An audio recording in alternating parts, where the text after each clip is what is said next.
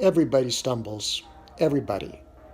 You miss a step or even take a step in the wrong direction. Indulgence or indolence. It happens. So one rare deviation is okay, right? It's not like it's going to make any difference. Well, maybe, maybe not. But it is the exact kind of thinking that leads to damnation. One little excuse at a time, one tiny deception at a time. Mistakes are one thing. Conscious sabotage is something else. It's the thinking process of rationalization that makes the next fuck up easier. Before you know it, things are out of control. It's how people go from chubby to obese, move from misdemeanors to felonies, or turn wasted days into wasted years. What if someone were watching? What if you knew you were going to be held responsible? If you had to stand up and explain yourself, and you knew you were going to be judged? This video will cover the topic of accountability. We'll start by breaking it down into 3 categories. Level 1 is hierarchical accountability. It's based in power and relies on a punishment-reward system. Children are subordinate to their parents, employees are subordinate to their supervisors, soldiers are subordinate to their commanders. Religion uses this framework too. The fear that God is keeping score, or that every action has a karmic consequence, does keep billions of people in line. It's an effective model. There are some downsides to the hierarchical model, though. First, there are some truly horrible leaders. They can run an entire organization into the ground along with everyone in it. Second, it encourages cheating. Everyone has to report to their own boss, and no one wants to deliver bad news. So if you could game the system and make a profit, or play it straight and take the heat, which would you do? If you're being truthful, you'll admit you haven't always been perfect. Level 2 is cultural accountability. That includes your friends, peers, tribe, and society. Group dynamics are incredibly influential, for better or worse. If you associate with a righteous, high-performing crew or a pack of low-life scumbags, you better fit in and meet expectations or you'll get a correction, or be cast out, or worse. Everyone craves acceptance and prestige. If you're honest, you know that you do too. If you're smart, you'll leverage that desire and click up with people who will hold you to a standard of excellence. The other side of the coin is that not all cultures are created equal. Often, tradition is valued over progress. Caste oppression is built in. Conformity becomes an ideal. And it breeds virtue signaling. Level 3 is personal accountability. This is the top of the pyramid, and its power is generated internally by a person's values and standards. Instead of being ordered by a master or camouflaging against the herd, personal accountability makes you the boss of you. Your own thoughts, your own decisions, your own actions, and your own results. Of course, taken to the extreme, this can lead to egocentrism and the belief that you have more control than you actually do. Random chaos is a thing, and there really are chance cards salted into the deck of life. You're responsible for the effort, not the outcome.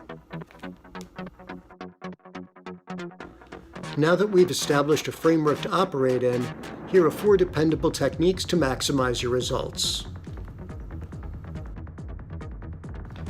Reflect from the future. How many times have you thought, if I only knew then what I know now? Well, that kind of coulda, shoulda, woulda bullshit does not advance your cause. Instead, try turning that question around and looking through the other end. Imagine a future version of yourself looking back through time at you in this present moment. Are you watching in shame or with pride?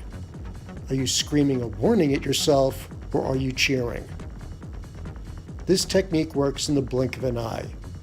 It literally takes 1 moment to change your viewpoint, get your bearings, and write your course.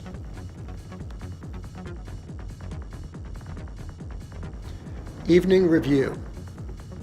The conventional wisdom states that before you go to bed, you should set your goals for the next day.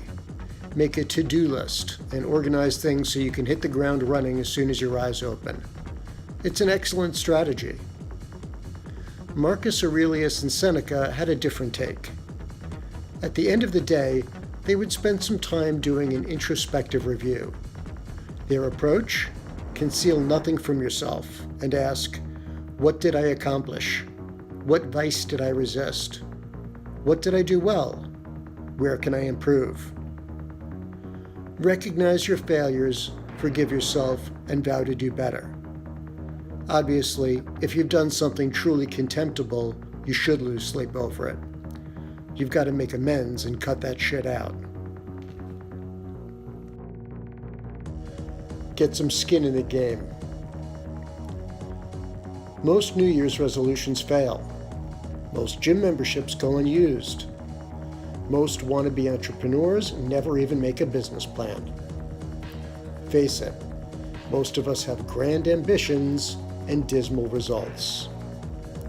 Winning feels awesome. Losing is excruciating. In fact, fear of loss is more than twice as powerful as the desire for gain. The phenomenon of loss aversion has been studied extensively by psychologists and economists. It's been hardwired into humans by millions of years of evolution. Here's how to use it to your advantage. Put some money aside. Not so much that it would wreck your life if you lost it, but enough that it would pinch. Maybe 2 weeks' salary. You'll set a clear goal, a specific date to reach it, and put it in writing. Then you'll give it to someone trustworthy to hold. Here's the catch. Should you fail, the money goes to a person or cause you absolutely despise. It cannot go to anything worthwhile. Don't allow the possibility of feeling okay about failing. It's got to infuriate you to know that someone you hate will profit from your loss. And yeah, there are apps for that. The other side of the punishment coin is reward. It's a fundamental law. People respond to incentives. With a little planning, you can create a system to establish unshakable habits. Here's a few things to keep in mind. Your reward cannot be the thing you're trying to change or avoid. You don't have a drink to celebrate a month of sobriety. You don't celebrate a weight loss with donuts.